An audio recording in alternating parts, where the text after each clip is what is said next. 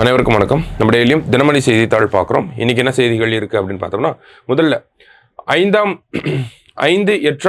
8ஆம் வகுப்பு கட்டாய தேர்ச்சி ரத்து அப்படின்னு சொல்லி கொடுத்துருக்காங்க. அதாவது மத்திய அரசாங்கம் நேற்று ஒரு சில ரூல்ஸை வெளியிட்டிருக்காங்க. அந்த வகையில் பார்த்தோம்னா இங்கிலீஷில் நோ டிடென்ஷன் பாலிசி அப்படின்னு சொல்லுவாங்க.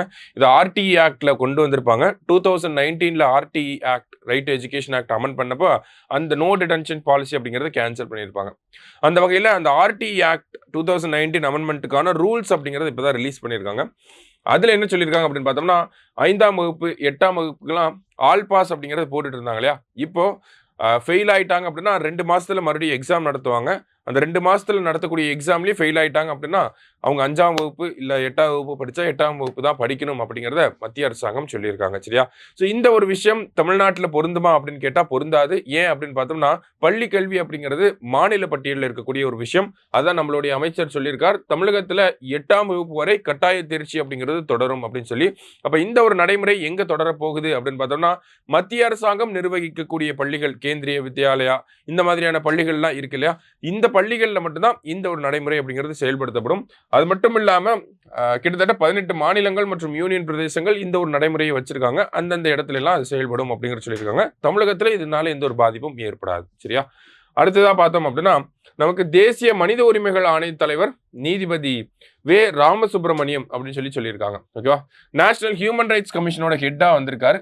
முதல்ல ஒரு தமிழகத்தை சேர்ந்த ஒரு நபர் நேஷனல் ஹியூமன் ரைட்ஸ் கமிஷனுக்கு ஹெட்டா வருது. இதுதான் ஃபர்ஸ்ட் டைம். சரிங்களா? கிட்டத்தட்ட 9வது தலைவராக வந்திருக்கார். ஓகே. என்ஹெச்ஆர்சியை பொறுத்த வரைக்கும் பார்த்தோம்னா, protection of human rights act 1993 கீழே உருவாக்கப்பட்ட ஒரு ஸ்டாச்சுரி பாடி. சரியா? ஸோ இதோடைய காம்போசிஷன் அப்படின்னு பார்த்தோம்னா 1+5 அப்படின்னு சொல்லுவாங்க. ஒரு சேர்பர்சன் ப்ளஸ் 5 மெம்பர்ஸ்.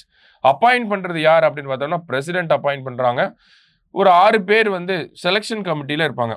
ஓகேங்களா? செலெக்ஷன் கமிட்டியில் ஒரு 6 பேர் இருப்பாங்க. யாரெல்லாம் இருப்பாங்க அப்படின்னு பார்த்தோம்னா, பிரைம் மினிஸ்டர் இருப்பார், speaker of Lok Sabha, deputy chairperson of Rajya Sabha, அடுத்தது நமக்கு leader of opposition in both houses, in Lok Sabha and Rajya Sabha, அடுத்தது ஹோம் மினிஸ்டர். இந்த 6 பேரும் சேர்ந்து தான் இந்த நபரை தேர்ந்தெடுக்கக்கூடிய குழுவில் இருப்பாங்க. இவங்க சேர்ந்து பரிந்துரை செய்வாங்க பிரசிடென்ட்டுக்கு. பிரசிடென்ட் அப்பாயிண்ட் பண்ணுவாங்க.